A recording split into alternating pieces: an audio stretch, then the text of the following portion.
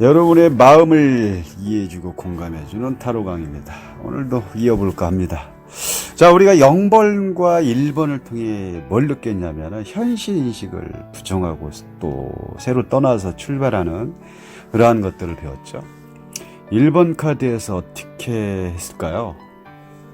0번이 만들어 놓은 텅 빈 그릇에 창조의 개념이 나오기 시작한 거죠. 그래서 1번을 창조의 어떤 시작이라고도 합니다. 일은 뭘까요? 일이라는 것은 어떤 시작의 단계에 있기 때문에 의지를 가진 내가 첫 번째 새로 만들어가는 과정, 그래서 창조라는 의미를 거기다 붙였고요. 첫 번째 0번 카드에 제시한 텅 빈 그릇, 아무것도 없는 그릇에 1번이라는 어떤 시작이라는 의미를 가지고 아마 담아가기 시작했다는 거죠. 시작의 의미를 가지고 있는 거죠. 자, 다음 여사제에 대해서 한번 말씀을 드릴까 합니다. 여사제 하면 어떤 느낌이 들까요? 그렇죠. 이 여성은 어떤 높은 지위에 또 고귀하고 고상하고 어떤 신비함을 겸비한 여성처럼 보이겠죠. 사연도 있어 보이고. 그럼 이 여사제 카드에서 어떤 전체적인 어떤 느낌은 어떤 키워드 방식으로 키워드를 얘기한다 그러면 뭐 고귀하다, 또 신비롭다, 또 어떤 여사제의 전체적인 푸른 모습이 차가워 보이죠. 그건 이제 색채 자체가 푸른색이라 이제 그렇게 느껴지고요. 또 되게 높은 지위로 보이죠. 또 선과 악의 중앙에 있기 때문에 어떤 문지기의 모습으로도 보여지고, 또 문지기의 어떤 선과 악을 지키려고 하니까 움직일 수 없다 보니까 이런 어떤 움직이지 못하는 어떤 이런 상황. 또 머리에 어떤 상현 하현달의 어떤 모습을 보면서 여사제의 어떤 억누름, 억압, 또 전체적인 여사제의 모습은 또 요조숙녀라든지 조신해 보이고, 또 사연도 많겠고요. 어떤 이중적인 부분도 있겠죠. 굉장히 높은 지위에 있는 여성임에도 불구하고 자기 마음대로 움직이지 못하는 이 여사제의 사연, 과연 뭐 때문에 저러고 있을까요? 우리가 이제 여사제의 어떤 전체적인 느낌을 얘기하자면 이 여성은 지위가 높고 고결하면서 고상한 어떤 느낌의 여성으로 느껴지겠죠. 뭐 이 여사제를 보고 뭐 섹시하게 보인다거나 뭐 이렇게 보이진 않겠죠. 품위가 있는 쪽, 품위가 있어 보이죠. 고상하고 뭔가 있는 사람으로 보여지지 않나요? 이 여성이 이 지위가 높아 보이고 고상한 이 여성이 밖에 나간다면 되게 사치스럽게 이런 행동을 할까요? 그렇지 않겠죠. 뭐 배운 것도 있어 보이고 똑똑하고 지위가 높은 어떤 부잣집 말하님 같은 이런 느낌. 우리가 지위가 높다는 것은 쉽게 상대한테 노출을 시킬 수 있는 부분이 많이 줄어들겠죠. 뭐 만약에 예를 들어서 연예인이다, 잘 아는 연예인, 되게 인기 있는 연예인, 바깥에서 함부로 행동하면 바로 그 다음날 뉴스에 뜨겠죠. 이런 느낌, 움직일 수 없는 이런 느낌, 이런 사연이 따로 있는 겁니다. 마음대로 행동할 수가 없겠죠. 이런 느낌에서 억누름과 억압, 사연, 여사제의 어떤 비밀, 이런 여자로 보입니다. 그러다 보니까 행동이 어떤 자유롭지 못하는 부분까지 느껴지고요. 또 이런 부분에서 사연이라는 어떤 키워드까지 나오게 됩니다. 우리 여사제의 어떤 발 밑에 보면 달이 발 밑에 있죠. 근데 발이 어디에 있어야 원래 맞는 걸까요?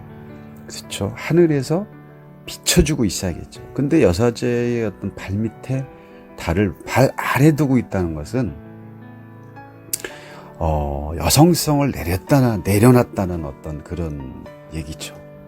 여성이 여성으로서의 어떤 여성성을 내렸다는 것은 아주 슬픈 일입니다. 여성으로서의 행동을 전혀 못하고 있는 것이기 때문에. 그렇지 않나요? 그리고 뭐 달은 대표적으로 여성성을 또 상징하고요.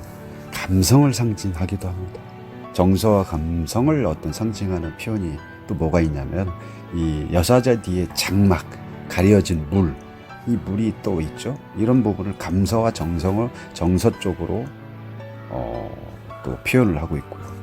그래서 이제 물하고 달은 동시에 감성을 상징하고, 감성이라는 건 내성적과 내향적 이런 여러 가지 부분을 상징하기도 하죠. 자, 여사제의 모습에서 우리가 느껴지는 게 상당히 많습니다.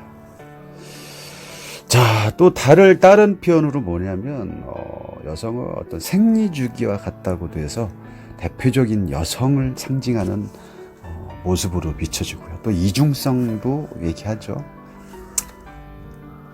우리가 아까 말씀드린 것처럼 어떤 장막 뒤에 물, 저 장막을 걷으면 아마 댐이 무너지면 물이 쏟아지는 이런 느낌, 엄청난 물이 나오지 않을까요? 그걸 장막으로 가리고 있다. 쉽게 말하면 이 여사제는 여성성을 엄청나게 누르고 있는 거예요. 엄청나게 누르고 있다는 것은 상현하현 머리에 머리에 이렇게 항상 이렇게 상현다를 쥐고 있는데 이런 표현을 여기에 갖다는 거죠. 도대체 왜 여사제는 이 여성을 이렇게 표현할 수밖에 없는 어떤 책임감, 중압감, 이 여성한테 이런 부분을 왜 신이 이 여성한테 이런 부분을 느끼게 해줬냐, 이런 게 지금 이 여사제를 통해서 하고 싶은 얘기입니다. 또 이제 뭐가 보일까요? 어떤 문지기 같은 느낌이 보이지 않나요? 어떤 선과 악을 그 사이에 두고 통과를 해야 되는데 이 여성이 딱 지키고 있죠. 그리고 이 여사제는 선과 악을 행사하지 않습니다. 우리가 7번 전차 카드를 보면 선과 악을 행사를 할 수밖에 없는 상황이지만 이 여사제에서는 선과 악을 행사하지 않고 그냥 토라를 지키기 위한 오직 신이 내려준 그 토라를 가지고 나는 문지기로서의 역할을 지키겠다, 이런 부분을 많이 보여주고 있죠. 그리고 또 우리가 이제 수비학적으로 보면 숫자 1은 주체적인 의지를 가진 나라고 볼 수 있죠. 주체자가 나죠. 결국 이번 여사제는 둘이 됐다는 어떤 이라는 어떤 뭐라고 할까요? 수비학적으로 이가 나타내는 어떤 두 가지 방법. 둘이 됐다는 거죠, 결국. 나와 너가 됐다는 의미를 담고 있습니다. 너라는 또 개념은 무슨 의미냐면 관계가 형성이 됐다. 관계. 그럼 관계가 2에서 최초로 관계가 생기게 되죠. 그러면 만약에 이 숫자 2라는 관계를 종교적 관점에서 보면은 뭐와 뭐냐면 신과 인간의 관계를 말하죠. 그러면 다르게 얘기하면 신과 인간의 관계를 숫자 2 여사제로부터 관계를 설정하기 시작했다, 이렇게 생각하시면 됩니다. 관계가 2로부터 생겼으니까 두 사람의 관계가 형성이 된 겁니다. 이 관계라는 건 다르게 말하면 화합이라고도 얘기도 하고요. 좋게 말하면 화합이고 나쁘게 말하면 갈등이 생겼다. 우리가 갈등이 생기면 갈등으로 인해서 관계가 만들어진다면 이 관계를 지탱하는 또 뭐가 필요할 거? 1과 1, 2가 됐으면 나와 너가 생겼다는 거는 너와 나의 어떤 룰이라는 거를 만들어서 그 룰에 의해서 우리가 지켜가겠다, 이런 뜻이겠죠. 그게 2번을 통해서 신이 제시한 어떤 뜻이라고 생각하시면 됩니다. 자, 그래서 1이라는 어떤 마법사의 숫자 1은 신의 창조라고 신이라는 어떤 숫자 1의 새로운 시작의 어떤 신의 창조를 얘기했다면, 이 여사제 두 번째 2라는 숫자는 관계 형성에 대한 부분을 크게 부각시켜 놓은 거죠. 관계가 생겼다는 것은 너와 내가 같이 함께 가려면 거기서 결국은 룰이라는 거를 만들어야 된다는 거죠.